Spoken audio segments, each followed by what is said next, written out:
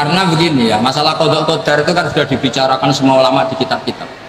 Satu, kita mengikuti ahlul hakikah. Idza dzikiral qadar famsiku. Kalau qada qadar sudah dibicarakan famsiku, kamu harus diam di situ.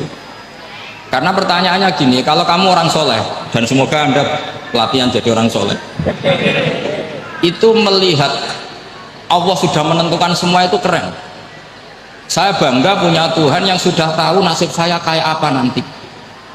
Saya betapa malunya punya Tuhan yang tak takoi, Gusti sebenarnya nasibnya bahagia enggak roh tapi kira sih. Itu kan ngeri betul. Sehingga kalau kamu soleh itu pokoknya bangga kalau Allah sudah tahu apa yang akan terjadi. Nah, soal kepanikan kita kan kadang kok nang wis ngerti aku celoko terus gunanya apa aku sholat, itu kesalahan kita. Kita kecewa kalau sekarang soleh kemudian akhirnya tidak soleh dan akhirnya kita masuk neraka. Kekecewaan ini namanya khadbun nafsi. Kita hanya mikir diri sendiri.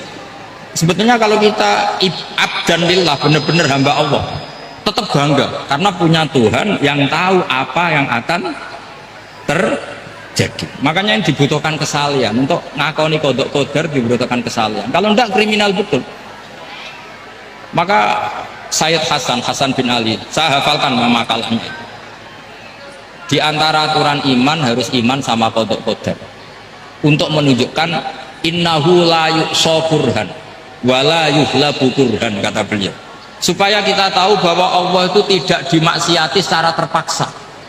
Kamu bisa enggak bayangkan Allah ngeluh gini, sakjane aku rasa seneng maksiat tapi saya bisa berbuat apa? Artinya apa? Kalau maksiat dan keburukan tidak khairihi wa syarrihi minallah, itu Allah kan kurhan. Paham yang saya maksudnya? Artinya apa? Kita harus berkeyakinan khairihi wa syarrihi minallah. Tapi kita butuh syariat. Lalu setiap orang nakal berkelit kersane Allah juga masalah. Maka diteruskan makalah beliau, waman hammala dzambahu rabbahu faqad fajar. Dan siapa yang menimpakan dosanya atas nama Tuhannya, maka faqad fajar, dia lacut betul. Sing zina kuwi Allah kan gak melok zina, sing maling kuwi ora melok maling, sing beto bak-bak kuwi ora tau beto. Terus kowe muni kabeh krana Allah, itu kriminal betul. Jadi makanya orang soleh itu harus hafalannya banyak supaya niru-niru orang soleh itu. Ini kan enggak ingin soleh tapi pakai akalnya sendiri, itu bahaya dalam agama, karena agama itu harus ada riwayat. Makanya beliau menyebut dua kali, siapa yang tidak meyakini khairihi wa syarrihi minallah maka dia faqad kafar. Karena seakan-akan di dunia ini waqa'a fi mulkihi ma la yuriduhu. Kalau kamu bilang syar tidak minallah berarti waqa'a fi mulkihi ma la yuriduhu, di kerajaannya terjadi sesuatu di luar kehendak. Tapi waman hammala dzambahu rabbahu faqad fajar, orang yang menimpakan dosanya ditimpakan karena Allah maka faqad fajar, dia lacut betul. Allah tidak ikut maling, tidak ikut zina, tidak ikut korupsi kok. Ini kehendakmu ya.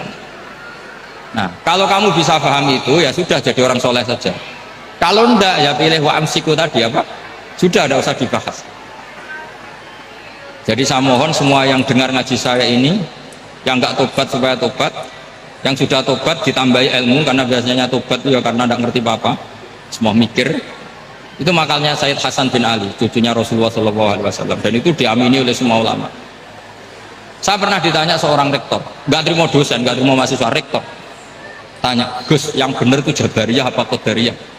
Jawaban saya lucu, sementing soleh dulu, kalau setelah soleh kamu nggak apa-apa Jabariyah atau Qadariyah.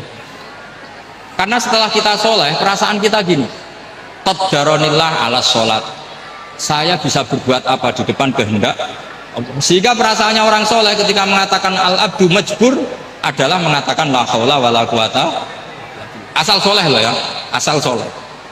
Tapi kalau orang itu tidak soleh, dijawab apa saja ya berengkel ya. Umpamanya natine ra tau tenang sama Allah.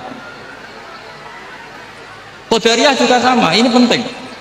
Misalnya ada orang soleh Qadariyah, mesti cara berpikir, oh pangeran adil ya, sing sholat diganjar swarga, sing zina diganjar neraka, sing ora nyolong diganjar swarga, sing nyolong diganjar neraka, kan adil. Mosok sing nyolong dilebokno swarga, sing sholat dilebokno neraka, kan jadi lucu. Artinya ketika dia Qadariyah juga ingin membaca hikmahnya Allah bikin aturan. asal soleh, sama yang lagi asal. Jadi orang itu setelah soleh itu bisa improvisasi sendiri. Makanya ini pentingnya ayat innalladzina amanu wa amilus sholihat yahdihim rabbuhum biimanihim. Orang setelah iman nanti akan ditunjukkan oleh imannya untuk mengelola was-wasnya setan. Misalnya saya itu termasuk kiai yang terkenal kalau diundang susah. Karena saya fanatik fikih, saya punya ibu, saya punya pondok, itu artinya punya kewajiban. Yang bisa mengalahkan kewajiban adalah kewajiban yang akbar, yang lebih besar. Karena mau diundang mahasiswa ini kan jelas tidak akbar. Nanti maksudnya tarkul wajib di ajli sunnah. Wah kriminal saya. Meleburi bapak meninggalkan wajib demi sunnah. Ya jelas ya. Jadi kita harus terlatih dengan bahasanya orang-orang soleh. Kalau tidak masalah besar, masalah qada zaman sahabat itu sudah terjadi perdebatan.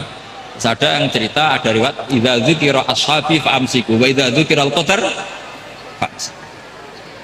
Kedua masalah ijtihad fikih itu nggak apa-apa, memang dari awal furu'iyah kan, dari awal furu'iyah. Kalau menurut ijtihad gini, kalau ada masalah tanya sebaiknya dijawab apa enggak? Mungkin sebagian narasumber sebaiknya dijawab biar marah. Sebagian narasumber sebaiknya nggak usah dijawab. Wong mahasiswa ben pinter apa-apa takok, gak mandiri.